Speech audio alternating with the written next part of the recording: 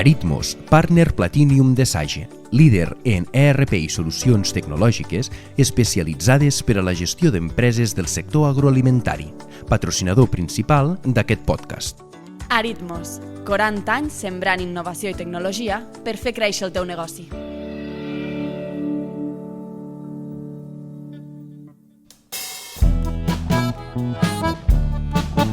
Som Rurals, un podcast sobre el món rural des del món rural, amb Albert González Farran.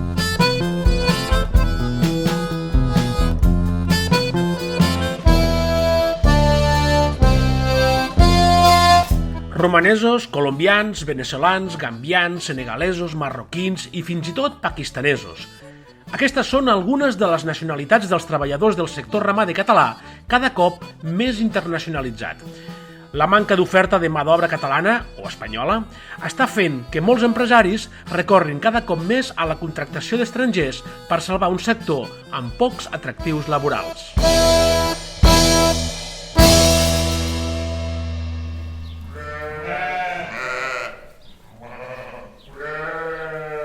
Som a la granja de Josep Bigordà, a les Borges Blanques. Quan et vas tècnicament jubilar, com vas fer el canvi? Bueno, jubilar vol dir que ja vaig anar disminuint de ramat, cada vegada menys, no tinc relleu, el dia que em cansaré del tot, plegarem, però de moment, doncs mira, me trobo bé i vaig aguantant. Quines són les dificultats de trobar personal, diguéssim, que pugui fer-se càrrec de l'explotació? A veure, abans hi havia moltes persones aficionades amb això i el que li agradava, doncs, se posava a treballar amb un pastor o era fill de pastor, que abans encara hi havia que seguien, que ara fills de pastors ja no segueix cap, perquè com que veuen la vida dels pares, els fills no volen tan mal de cap per guanyar poc. El problema és que de gent que vulgui fer això no n'hi ha. Ara anem bastant tots amb emigrants, que són encara els únics que se conformen a fer aquesta feina, però del país molt difícil. Les persones que venen de fora, ara que ho has comentat, tenen preparació, se'ls ha de formar? No, s'han de formar. Mira, aquí tinc un senyor que ja fa 7 o 8 anys que el tinc i bueno, a base de dies ell ara sap anar a pasturar, sap fer la feina del corral. Quines bones aptituds tenen les persones que venen de fora quan venen a treballar en aquest sector? Ell és de Gàmbia i són una gent molt pacífica, vull dir que no són problemàtics. Clar, els tens que formar, no és el mateix que una persona que ja de petit ho ha mamat i li agrada i ells ho fan per fer-ho, no ho fan perquè sentin la passió de les bèsties. Per guanyar-se la vida. Es guanyen per guanyar-se la vida, no per passió. Per exemple, jo ho he fet tota la vida per passió, perquè m'han agradat i al matí quan m'aixecava ja pensava si n'hauria parit, si havia passat això, si havia passat allò. Clar, això és vocació. En el cas de les ovelles, tenim l'escola de pastors allà a la muntanya. Jo no hi crec massa en això. La gent estan molt enganyats. Se pensen que això d'anar a pasturar és viva la pepa i és jauja, i no, és una cosa molt obligada. Aquests que van allà dalt, molts s'hi troben que arriben i diuen «Ai, els dissabtes i diumenges també es va pasturar?» Hombre, que no menges tu els dissabtes i diumenges? Clar, és una feina que és obligada. Si tu vols, a la millor hi ha temporades que no faràs massa cosa, perquè no crien les ovelles i no tindràs tanta feina. Però quan te crien i un dia que plou, més feina perquè has de posar a menjar, és que porta molta feina això. Gràcies a la contractació de personal estranger es pot continuar almenys amb el negoci una temporada més. Mira, jo el dia que em cansaré plegaré, però de moment, amb aquest noi i jo ho anem fent tot. Estic amb Mamadou Haité, és un dels treballadors de la granja Bigordà, del Josep Bigordà. Ell és de Gàmbia i fa ja gairebé 10 anys que està aquí a Catalunya. Com va conèixer el Josep Bigordà i com va entrar a treballar a la granja? Bueno, lo conozco un amigo mío, antes trabaja aquí. El Bigordà le ayudaba para arreglar papeles, antes yo tampoco no tengo papeles. Le he dicho, yo lo conozco, José Bigordà, ahora como que tú no estás trabajando, tú puedes ir para allí, puedes hacer, antes viene, bueno, hace un par de horas por la mañana, le ayudaba a darle comida al corral, eso, después se marcha a casa, ese otro día también viene. I ara treballa vostè cada dia de forma ja indefinida. Quines són les seves activitats? Quin treball fa vostè a la granja? Bueno, dan de las comidas, a veces una oveja está para parir, tiene que hacer mamar un cordero y llevar ovejas de pasturar al campo. Bigorra me enseñaba para ir a pasturar, antes yo no sabía. Vostè no té experiència en pastura No. al país de No, Gàmbia? no. En quins sectors treballava vostè? Abans de treballar a la granja Bigorra, de quins tipus d'activitats feia? Bueno, antes trabajaba en el campo cogiendo frutas. Vostè es veu en el futur treballant més en aquest sector, treballant de pastor, treballant de ramader? Veu futur en aquest sector? Sí, creo que sí, porque yo me ayudaba mucho, porque antes yo no tengo papeles, él me ayudaba y me hace papeles, yo puedo trabajar, después me traigo toda la familia para aquí, él me ayudaba, ahora yo estoy con mis familias. Quina és la part més complicada de la feina de ramader? Bueno, la más complicado porque tiene que venir cada día a hacer trabajo, porque no tiene de fiesta. Cada día tiene que ser llueve, hace algo, tú tienes que venir, porque bestia necesita comida. I potser algun dels fills s'aficionarà també a la mateixa feina o els aconsellarà fer altres tipus de feina? Otra feina, yo creo que sí. Per què? Porque a la film no le agrada mucho cada día no trabajar, cada día no de sábado, no de minja. O sigui del país on sigui, la joventut no sí, vol treballar. No vol treballar això. La joventut no vol treballar això. Si sembla, li acompanyo a pasturar. Vale. Molt bé, Vale, gràcies. de nada. Ven aquí. Ven aquí. Ven aquí. Ven aquí, vale. Ven aquí. Quan Mamadou Haité era un nen, solia cuidar unes poques cabres que el seu pare tenia a la seva casa de Gàmbia. Ara, aquí a les Borges Blanques, treu cada dia a pasturar un ramat de 800 ovelles. N'ha après després d'uns anys de dedicació intensa i, sobretot, amb l'ajuda del Roc, un gos que només l'entén si li parla en català. Ven aquí. Ven aquí. Ven aquí, ven aquí. Ven aquí. Roc. Ven aquí, anem. Ven aquí. Anem. Ven aquí, vale, ven aquí. Vinga.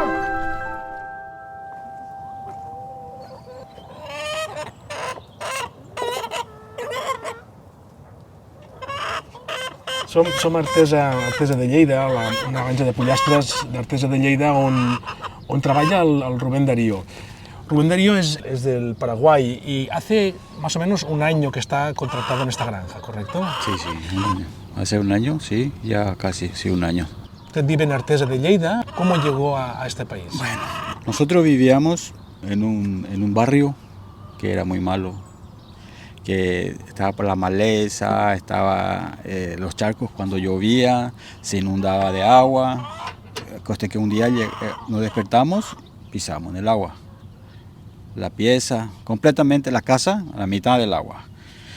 Hay amigos que no son buenos amigos, que estaban en la droga, que estaban por ahí y bueno, le andaban persiguiendo y que ya entraba en el colegio, hasta el colegio ya comenzaban a recurrir las drogas. Bueno, entonces me habló mi mujer, qué piensa, qué dicen y para venir, bueno, para que no pase nada. Como me dijo, acá hay una seguridad, que hay se puede vivir tranquilo y todo esto. Bueno, perfecto. Decidimos venir con el dolor en el corazón, pero dejar tu país, dejar esto, lo que estás haciendo constantemente, no es, bueno. Claro. ¿Cuánto tiempo hace que llegaron ustedes? Yo ya nosotros hace 6 años que llegamos. 6 años. Usted viene del sector del transporte, del taxi en Paraguay. Sí, yo trabajaba en taxi. ¿Y aquí se incorporó directamente ya en el sector de la ganadería? Rural, sí, en el sector rural, sí. ¿Con cero experiencia? No, nada. ¿Fue duro incorporarse? Hasta ahora. Hasta ahora siendo duro, pero como mi jefe dice, bueno, me dice, voy aprendiendo y poco a poco estoy metiendo en la cabeza qué hay que hacer, qué no hay que hacer y bueno, seguir y voy tirando para adelante. Voy tirando y A mí me gusta este trabajo y que el jefe me ha propuesto, ¿verdad? Porque yo tengo 3 hijos. Uno ya mayor, ¿no? Y el otro, el del medio tiene 10 años y el pequeñito tiene 7. Más bien pensando en ello, no dejarlo mucho tiempo solo. Entonces me da facilidad. Vale, de horarios para poder atenderlos. Sí, porque si trabajo en otro lado, me hace imposible porque hay que salir temprano. Sin intención de volver a Paraguay otra vez. Bueno, mi anhelo es juntar mi platita y irme a... Ya veremos, quizá, ¿no? Mi madre, que hace tiempo que no le veo. Bueno. Es duro. Es duro. Y bueno, antes que Después de fallezca... tanto tiempo, no he tenido ocasión de volver al país a visitarlo. No, es que cuesta mucho dinero irse, porque tener acá, gracias a Dios, llegamos, se nos dio una mano, vamos creciendo acá, bueno, gracias a Dios. Bueno, por lo menos tenemos un digno piso, tenemos, mis hijos estudian bien, aprenden, estoy sorprendido porque al verle a ellos cómo van creciendo y van estudiando i van aprendiendo, hombre. Néstor Serra és el propietari d'aquesta granja de pollastres on el Rubén treballa des de fa més d'un any. Quines les dificultats per trobar mà d'obra del país a l'hora de trobar gent preparada per poder treballar al sector? De trobar se'n trobaria, no? Però tal com el que estava explicant ara el Rubén, que tinguin la predisposició. Som una granja, aquí no hi ha horaris, clar que n'hi ha d'horaris, però els animals viuen els 7 dies de la setmana, no hi ha dissabtes ni diumenges, ni festes ni festius.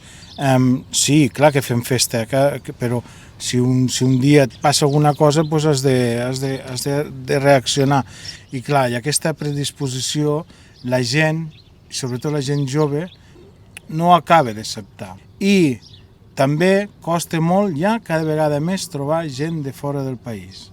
Entenc que trobar treballadors temporals o temporers és molt més fàcil que trobar persones... Clar, perquè ja són gent que està basada en aquest treballar, sap que té això, sap que anirà a treballar amb aquella finca, collirà tants dies, menys o menys, no? Això aquí a les granges, que clar, les granges ja no es dirigim pel règim general, hòstia, costa molt. I s'ha de tindre en compte aquesta particularitat, fent les coses bé, però que hi hagi una flexibilitat d'horari. Això també ho estem demanant, perquè no, clar, qui et diu, això perquè menys o menys tenim, és això, però ara t'ho imagina't això fossin de berres. Hi ha els naixements, hi ha les inseminacions. Tu tens uns cicles, allí no hi ha ni dissabtes ni diumenges. I això no es té en compte. No es té en compte a l'hora de fer uns convenis, no? I tampoc el treballador tampoc no ho té en compte. I com podem? Doncs bueno, mira, com ho fem? Per exemple, el Rubén té nens petits, els porta al col·legi, quan els ha deixat a les 9 ve cap aquí, se'ls ha d'anar a buscar a la 1, torna a marxar, vull dir, ja està. I això costa molt trobar gent, avui en dia costa molt de trobar gent, perquè la gent del país no ho vol, perquè el que vol és de dilluns a divendres 40 hores i el cap de setmana a distraure, i si pot ser divendres al matí i el cap de setmana. Clar, la societat al final no ho sé, i al camp, a les granges, se treballa els 7 dies.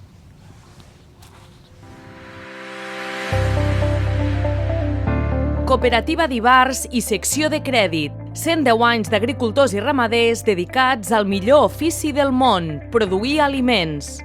110 anys contribuint al desenvolupament econòmic i social de les famílies i el nostre entorn rural.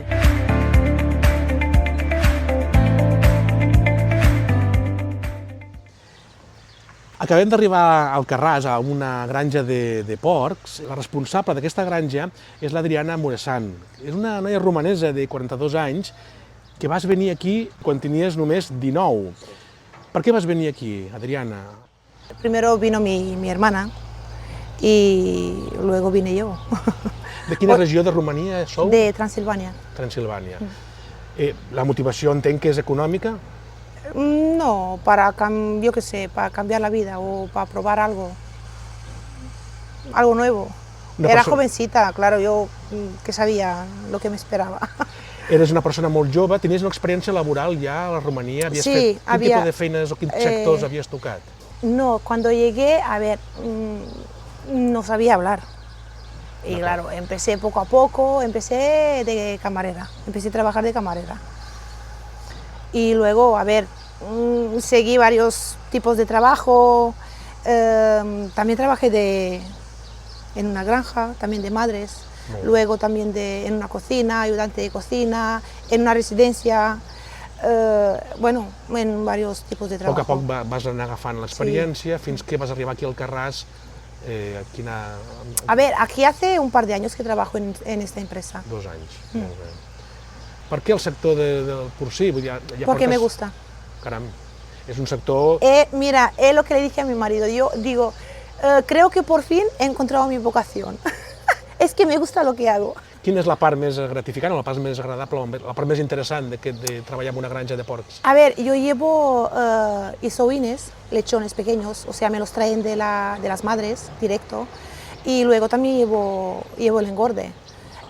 Pero me encanta cuando me llegan los pequeños, los pequeñitos. Claro, son como los bebés. Claro, yo también tengo 2 niños y soy madre y ya sé lo que es. Y es que me gusta lo que hago. En aquesta granja hi ha 3 persones romaneses responsables de les granges. Per a la teva percepció, què et diu? No hi ha persones nacionals del país que es puguin interessar per aquesta feina o és més aviat persones estrangeres que esteu més, diguéssim, obertes a treballar al sector ramader? A ver, yo creo que sí que habría gente de aquí para trabajar en ese tipo de trabajo, pero es que yo creo que no. Mucha gente es que no quiere trabajar de ese tipo de faena. Yo qué sé, por ejemplo, si estudian cualquier cosa, pues si no encuentran de lo que hayan estudiado, pues no quieren otro tipo de faena. Entonces, claro, lo fácil es que no encuentro faena. A ver, faena siempre hay, pero si no... Però és un sector una miqueta sacrificat, no? Has de treballar moltes hores o hores intempestives, caps de setmana. Com funciona això, el règim laboral? A ver, eso depende también del tipo de trabajo que tengas. A ver, sí que es verdad que es un poco, hay que estar ahí, pero también hay días que trabajas, yo qué sé, igual 8 o 9 horas o 10, depende, pero hay días que también compensa, hay menos faena y entonces compensas. Hay también días festivos. Ara, aquí al costat també estic amb l'Andrei Tot, que precisament és la parella de l'Adriana. Amb quines intencions o quin era l'objectiu de venir a Catalunya? Era per motius econòmics, per buscar feina, un futur millor? Bueno, para problemas económicos primero, buscar feina. Molt bé. También, pero después con el tiempo, mira, nos hemos acostumbrado aquí y nos hemos quedado aquí. A Romania també tenies experiència amb el sector ramader o no en tenies? Era altres sectors? No, porque a ver, yo he venido a los 19 años. Clar, eres molt jove i no tenies massa experiència, no? Bueno, experiencia sí, en electromecánica. Ah, vale. Pero claro, aquí no sabes hablar, no sabes nada.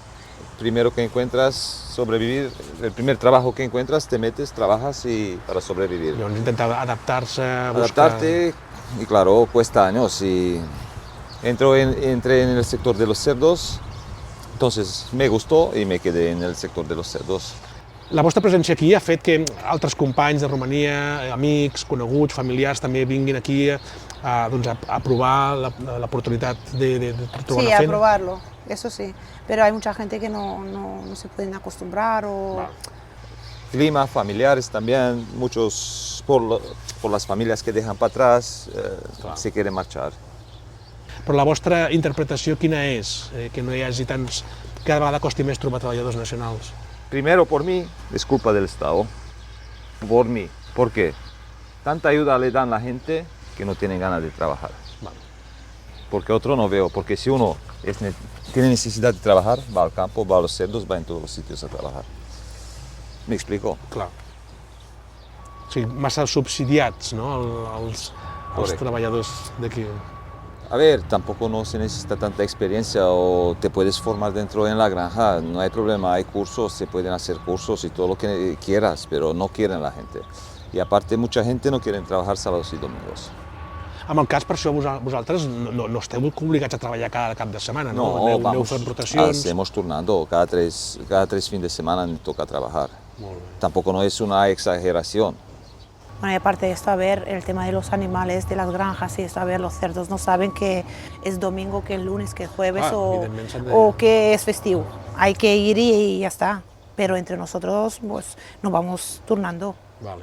Viviu a Torrefarrera i la provisió és fundar la família, heu tingut fills Ja que són tenim la catalans, família. per tant ja l'estabilitat ja la teniu aquí en aquest país. Sí. Molt bé. Sí. Nosotros sí.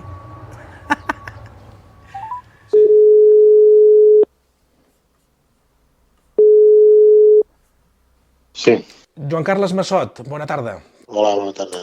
Joan Carles Massot, tu ets el president nacional de Joves Agricultors i Ramaders de Catalunya, però a la vegada ets productor de diversos sectors, tant de productor de boví com també de fruita dolça al Segrià, a Torre-serona. Sí. Amb aquest càrrec dins del sindicat i com a productor ja de primera línia, no sé fins a quin punt pots fer una anàlisi de la hipòtesi inicial que tenim de que la mà d'obra, diguéssim, al sector ramader cada vegada ve més de l'estranger.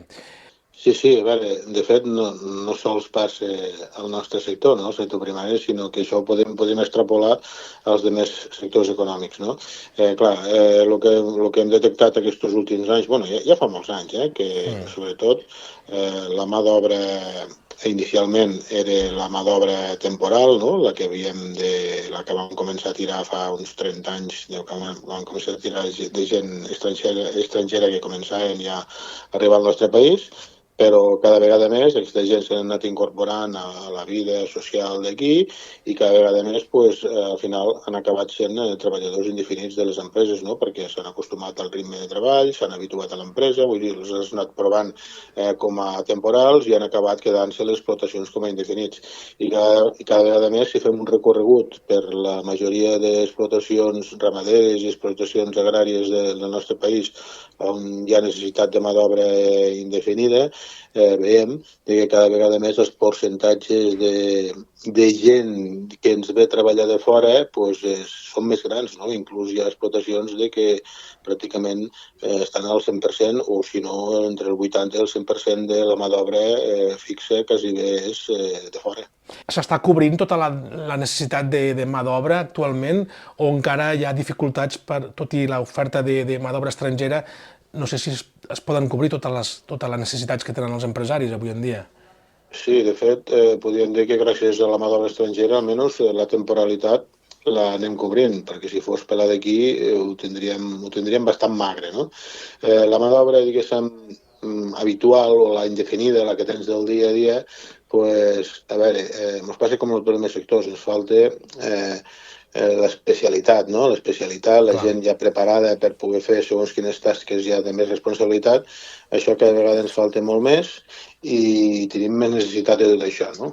I això és un hàndicap a l'hora de buscar la gent i pràcticament el que ens porta quan volem gent ja de més responsabilitat o amb tasques ja més especialitzades, pràcticament ens l'hem d'acabar aprenent els uns als altres i això és un problema, no?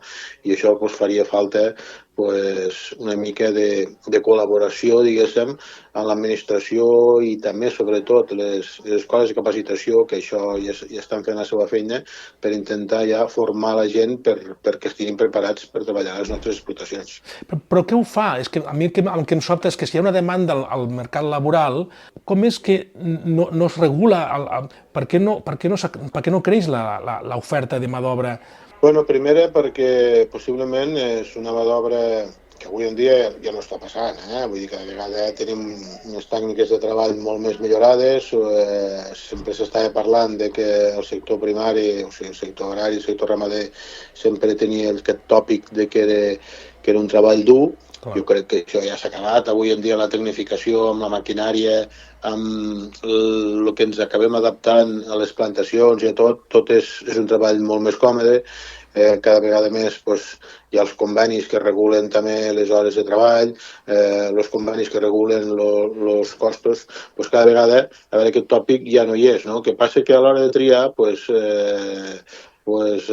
dins del món laboral hi ha més predisposició a triar amb d'altres sectors que et donen la sensació que hagin de ser menys durs, però avui en dia, dins del món primari, podríem dir que hi ha uns salaris pràcticament, podríem dir, si són ja una mica especialitzats, millors que en qualsevol àmbit, no? Això és el que a nosaltres, el que ens preocupa és això, no? La falta, sobretot, de mà d'obra especialitzada. Mà d'obra de peó per fer una feina determinada, no hi ha una carència, sí que detectem que cada vegada són més els estrangers, la gent que han vingut de fora, que s'incorporen en aquesta feina i ens estan, diguéssim, salvant la situació, però sí que la dificultat la veiem en obtindre mà d'obra especialitzada. Per tant, l'última cosa és, has mencionat treballar amb els centres de formació, això seria per una banda. Hi ha alguna altra línia de treball per autorregular-ho, això, o només és amb el sector educatiu? Bueno, amb l'educatiu és bàsic, no? I sobretot la formació dual, no? Que hi hagi la sinergia entre el treball i l'educació. Això és bàsic, això ja s'està fent i cada vegada més el que és la formació professional en diferents àmbits. Jo crec que en l'àmbit del sector agrari també fos interessant que entressin aquí, en aquest sentit, serien les escoles de capacitació agrària. És molt important la tasca que estan fent. Avui en dia jo crec que estan totes les places ocupades i sí que és un trampolí, primera, perquè la majoria de les escoles agràries són gent que s'estan formant per incorporar-se a les seves explotacions, però sí que hi ha una part que possiblement no busca la incorporació empresarial, sinó que busca la incorporació per especialitzar-se i integrar-se dins d'una explotació. Jo crec que hem d'explorar aquesta part, no? Aquesta part de gent que vol entrar al món laboral dins de l'àmbit de qualsevol empresa del sector agrari. Digue'm. Pere Roquer, ets el president d'Asaja, del sindicat Asaja, a la província de Lleida. S'està buscant més aviat fora, a l'estranger, o amb personal vingut de l'estranger, que no pas la mà d'obra nacional, catalana o espanyola?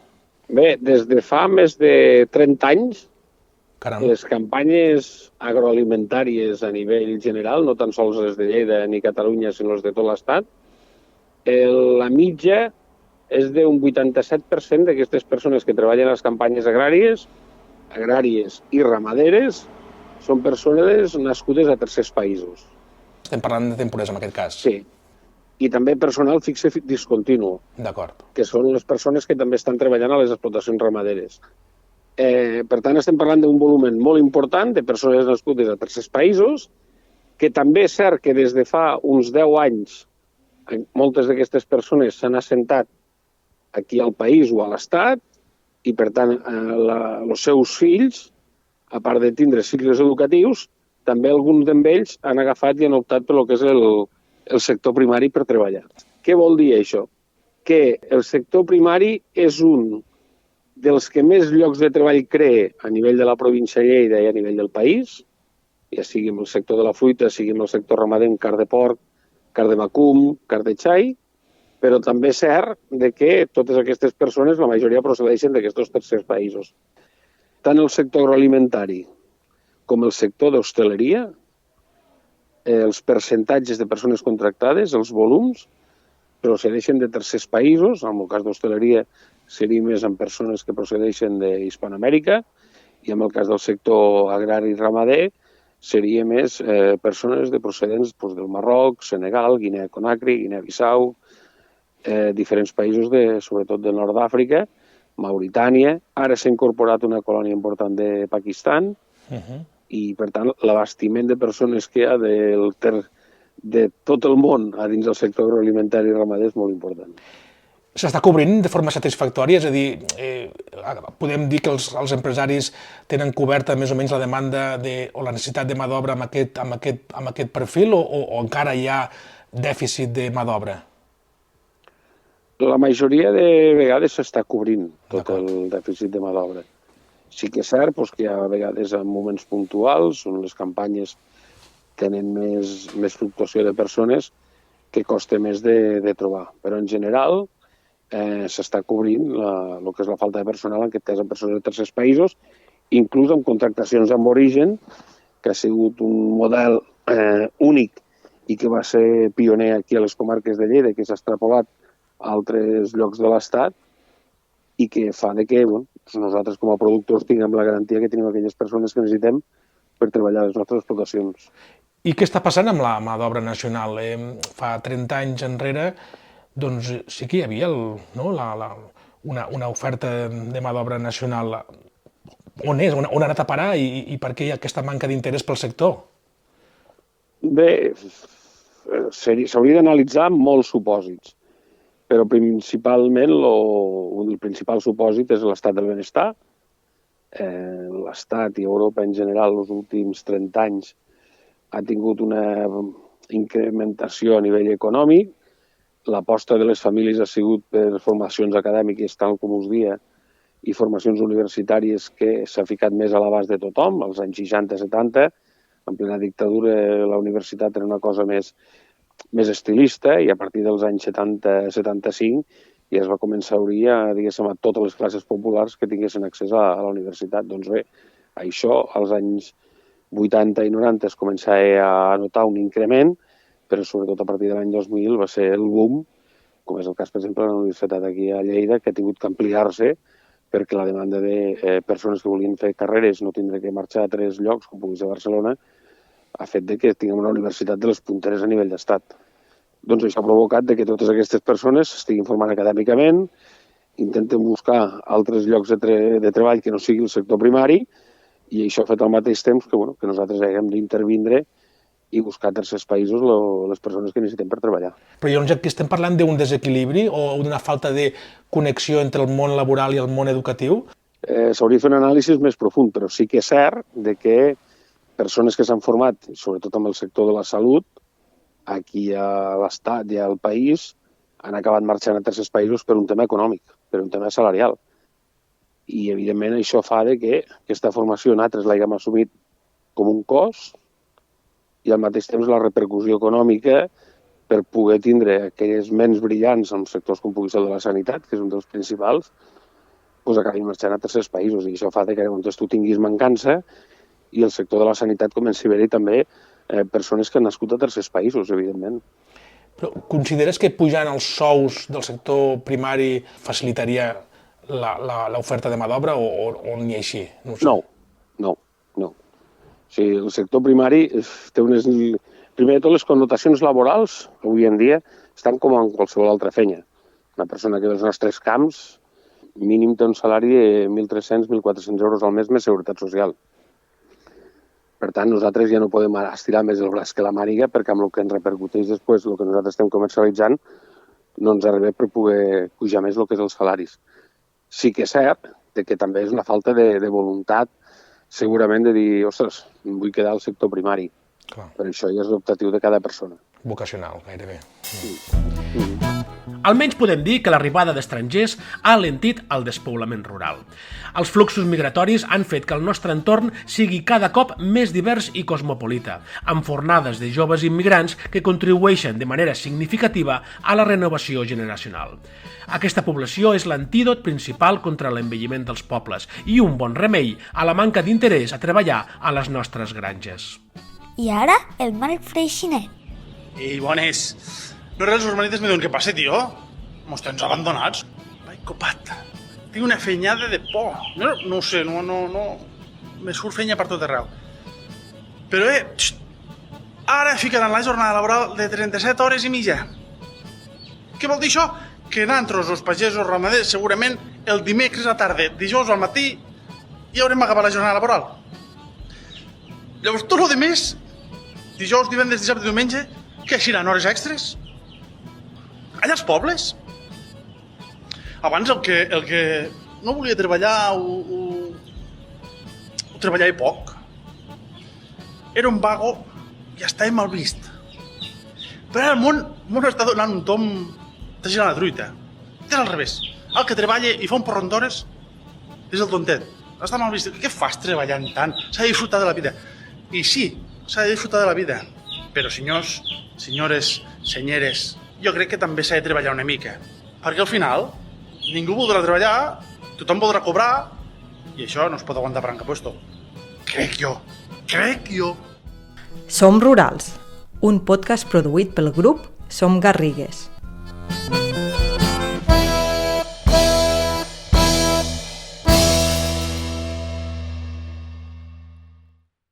De què parlem quan parlem de tothom? Parlem de fer realitat un futur millor, de crear oportunitats sense oblidar-nos de ningú. Parlem de liderar, de progressar. Parlem d'empatia, de cuidar-nos, grans i petits, de compartir vida, ciutat, poble, barri, carrer i de respectar-nos sempre. Perquè quan parlem de tothom, parlem de tu. Parlem d'una Catalunya de totes i de tots. Parlem d'un govern de tothom. Generalitat de Catalunya, el govern de tothom.